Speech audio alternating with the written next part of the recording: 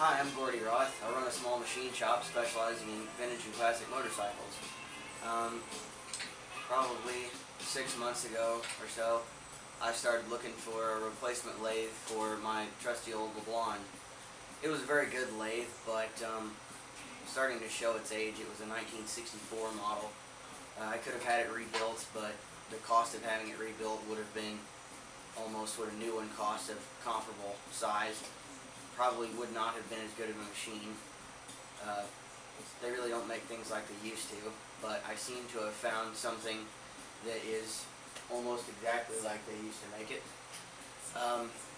After the LeBlanc, I traded it for a Mori Seiki MR-1500, and very similar to this machine, which is a Hwacheon HL-580.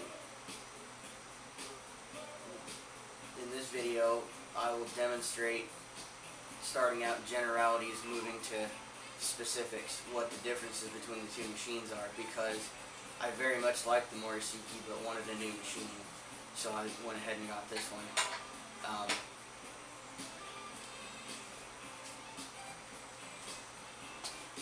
The Mori Seiki was a very good machine, but the newer machine has some differences that I find are better. A few of them are not really what I would call drawbacks, just things that I'm going to have to learn how to live with.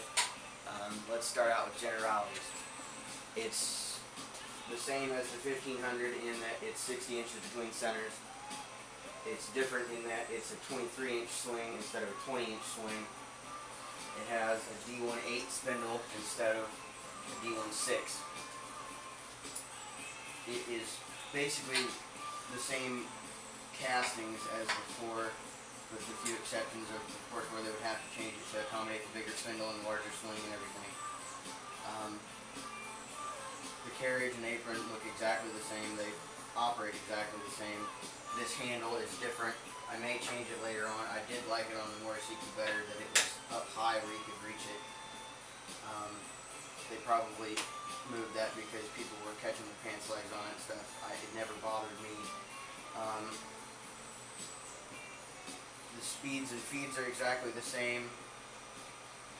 The gearhead speed ratios are exactly the same. It operates the same. One thing I do find better is that this cover is made of fiberglass. It was a lot easier to get on and off than the other one, which was aluminum, which was fine. It was just very heavy to get off because it was half an inch thick. It still uses a total loss oiling system for the feed box and for the bushing on the lead screw. It does have a means by which you can kick the lead screw out. You leave it in the middle there, the lead screw doesn't run. All the rest of the feeds operate as normal. Some newer machines don't have that. The lead screw just runs constantly.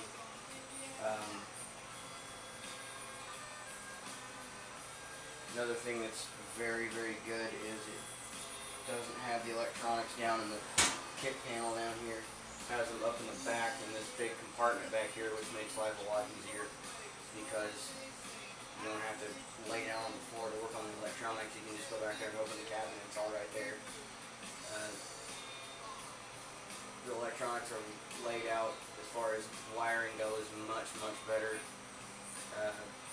It's not nearly as complicated, a lot easier to understand. The Mori Seiki I had was a 1972 machine, so it may have been better wiring as it was updated. Apparently, it's been rumored that Hwacheon was making Mori Seiki's lathes for them for probably the last 10 years. They were marketing them, which was like the late 80s, early 90s. Then they just sold the rights to them to Hwacheon, but they still have, from what I'm told, they still have employees of Mori Seiki at Hwacheon overseeing the production of these, which I can have no trouble believing because the machine is very, very nice. I will take the camera off the tripod now and show you similarities and differences of finer points.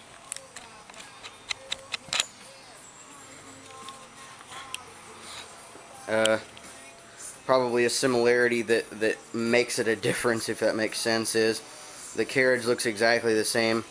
So my tool post fits off of my old Mori Seiki, but it is below center more because it's got 1.5 inches per side more swing. So I'm going to have to make a spacer block to go under that.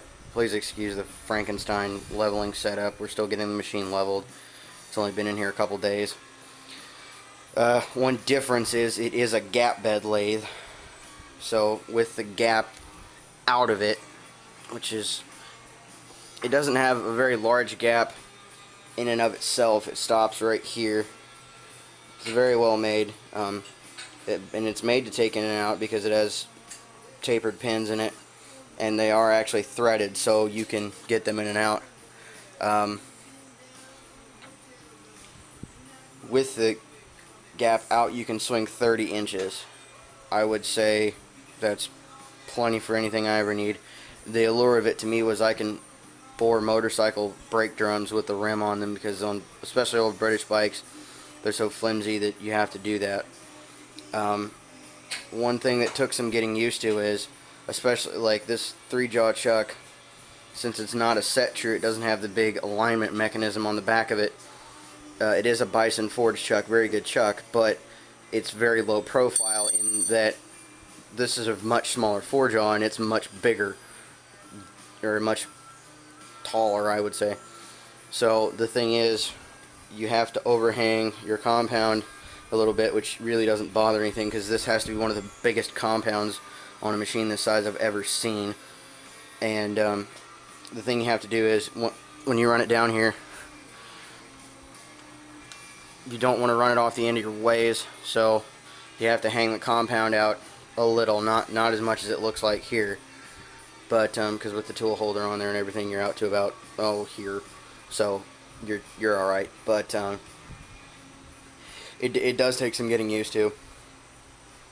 I may at a later date get a chuck that is taller so that I can do stuff like this, but the majority of my work is done with this chuck.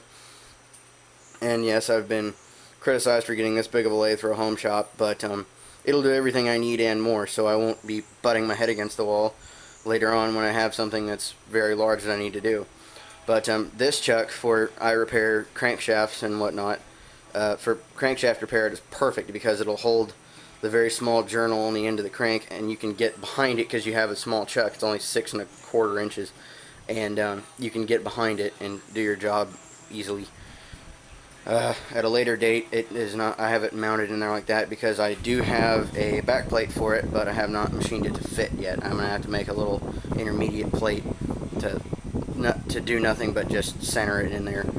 I will show how to do that at a later date. Hopefully, it'll work. Another big difference that makes my life a lot easier is I do not have readouts on this machine yet, as you can tell. That will be at a later date, but this is a very large dial, so the thousandths marks are very easy to see. On the MR-1500 Mori Seiki, each one of these moves the entire cross slide in 1/1000th of an inch, so it was 1/1000th per side.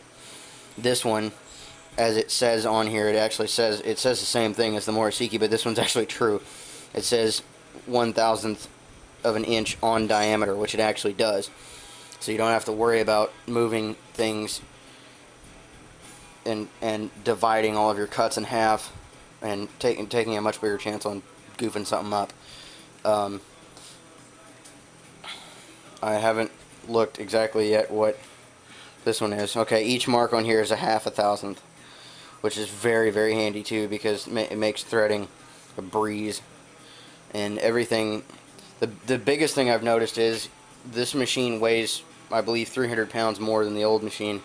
The carriage feels solid, but it does not feel so massive that it is unwieldy like the MR did.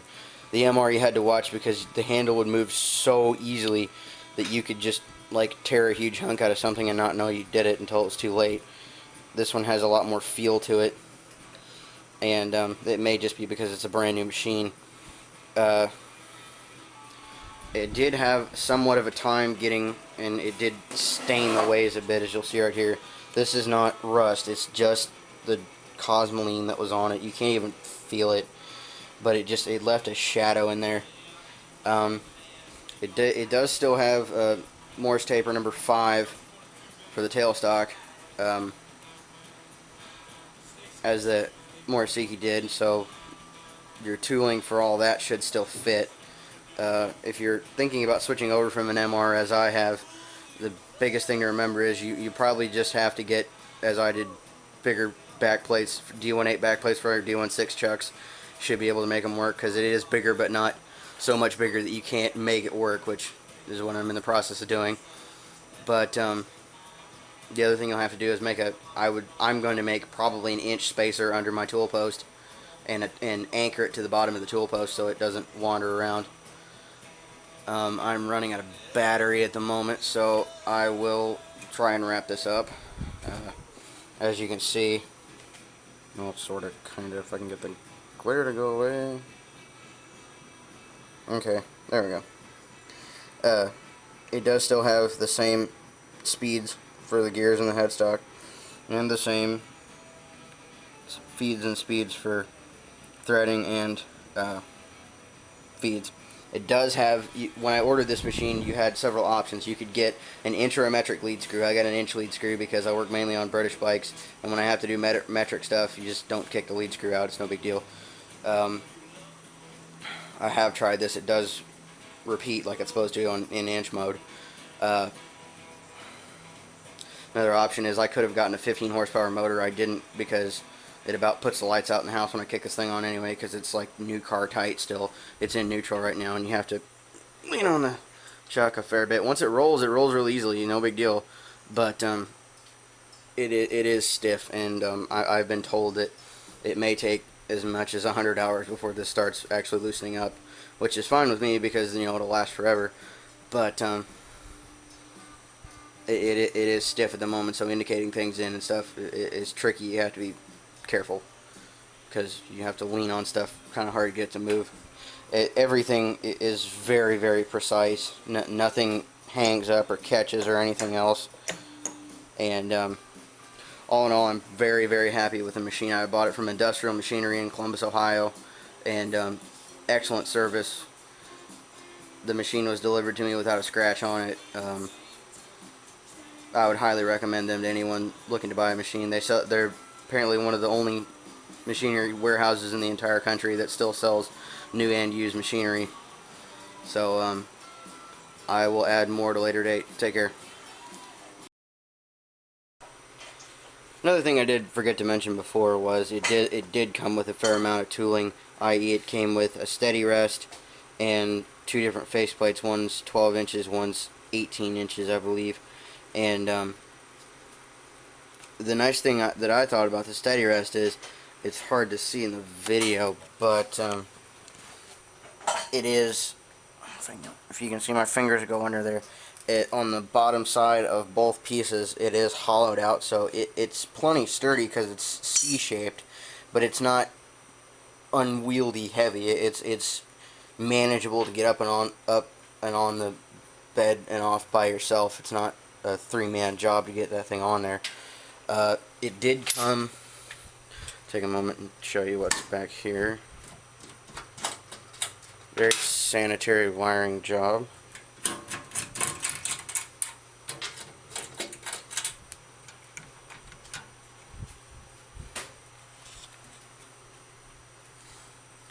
I ran my wire in from the ceiling to keep it out of the way. But it does come with a ferrule. I've got a plug in that one, but it does come with a strainer leaf through it to facilitate wiring it. It basically comes ready to wire up.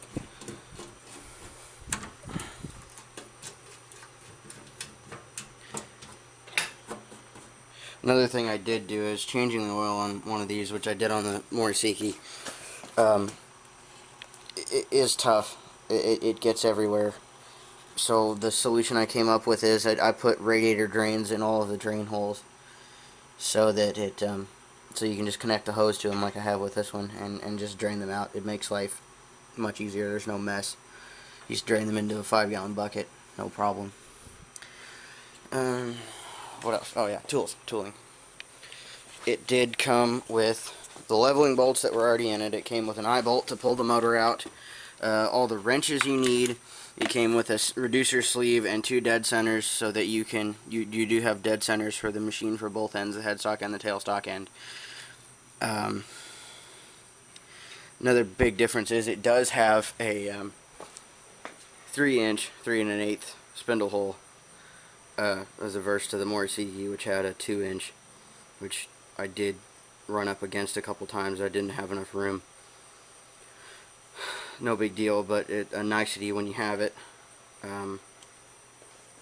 Yeah, the toolkit that it came with a grease gun, it came with an oil can. It came with an oil can that's the correct oil can, i.e. that it is hiding from me. Here it is. It does have the little brass end on it that is tapered so that you can stick them in the little ball bearing things. I don't know what they're called, but it pumps oil in there. And you're supposed to oil those semi-regularly. I've been oiling them a lot lately to work all the cosmoline and packing material and preservative and stuff out of there. For the lead screw and the gearbox, I am running mobile Vactor number 4 in there as of now, because what? I got it, it's level. The machine's level. Okay. I've been running Vactor number 4 in it because they're both very slow moving, so you're not gonna like weigh anything down with that. The thing is, where it runs out of the total loss hole, if more of it will just stay clung to the gears before it does actually precipitate off of them, it would be better. I run Vactor number 2 in the carriage because that keeps the ways moving nicely. It does pump out somewhat. It's not that there is an adjustment up here for how much it pumps to the ways and how much it pumps to the gears. One thing you do have to remember when running this machine is you do have to, if you haven't moved it like overnight or whatever, rock it back and forth at least 2 turns both ways 9 or 10 times, and oil your ways before you do that, because the way the pump works, it only pumps once every 2 turns. So if you're just moving it back and forth half a turn, make sure that you get the pump working and all the gears oiled and everything before you start moving it to the spot you're going to work with, and only moving it so far. What else? It takes mobile DTE light in the head. Takes 8 gallons of it, which is why the drain cocks for changing the oil make life a lot easier, because there's a bunch of it. They recommend oil change once every 6 months. I will change it at 6 months because this machine is new. After that, I may go longer because it'll be out of warranty by then. It does come with a 6-month warranty. And after the first oil change, all of the things that will probably be bedding in and breaking in and whatever will be done breaking in. And I will probably go longer, say probably a year or 2 years between oil changes, because I don't run this thing in a production style manner where I'm just running it for 12 hours straight or whatever. You know, anytime I do run it, you know, I'll run it for an hour and a half, 2 hours at a time maybe. Or when I'm doing little stuff, you know, 5 minutes at a time, when you're just, you know, adapting something to fit something else or whatever. All in all, a very good machine. Another thing I forgot to mention is this scale here does not go out all the way to 90 this way. So in order to get it on 60 for threading, it's hard to see, but there's a little line right there. I put this one on 45, and then I backed up because it's 15 degrees difference. So I backed up 15 degrees and marked it, i.e. right there. And then when you move that one to 45, it's at 60 degrees where it should be. No big deal, just something I had to do. So, in summation, if there's any questions you have about this machine or anything about purchasing it, or my experience with dealing with industrial machinery or anything else, please don't hesitate to message me on YouTube or comment or whatever you want to do. This is why I'm making this video, is because when I was looking to buy a lathe, the questions that I wanted answered were tough to get answered. So now that I have the machine, I'd be more than happy to answer whatever you'd like to know about it. Things that I'm sure I didn't think of, things like that. Or I am in the business of fixing other people's stuff. So if you see something of yours that you think that this machine and of course my skills are capable of doing, please don't hesitate to message me, and I'll do my best to facilitate you. My name's Gordy Roth. I'm in southern Indiana. I do work for people as far away as Massachusetts, so distance is not really a problem for me. No stranger to shipping things. If you see a need that you could possibly have met with this machine or any of the other things that I have in my shop, please feel free to message me.